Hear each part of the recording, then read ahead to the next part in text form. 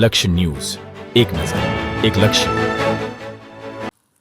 કલોલમાં fire safety અંગે વેપારી સંકુલમાં તપાસ શરૂ કરી 13 એકમોને નોટિસ આપવામાં આવી. રાજકોટની ઘટના બાદ હરકતમાં આવેલા તંત્ર દ્વારા કલોલ શહેરમાં ફાયર સેફટીની સુવિધા અંગે કલોલ નગરપાલિકાના સ્ટાફના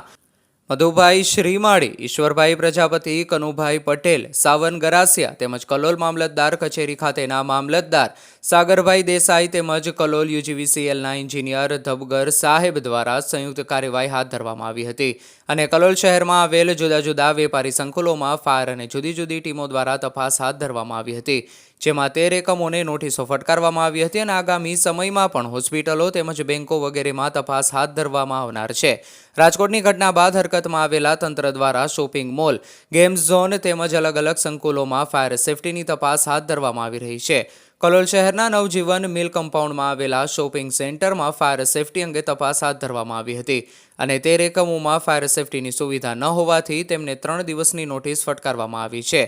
અને ફાયર સેફટીની સુવિધા ઊભી કરવા માટે જણાવવામાં આવ્યું છે અને હોસ્પિટલો તેમજ બેંકો અને ટ્યુશન ક્લાસીસો વગેરેમાં તપાસ હાથ ધરવામાં આવનાર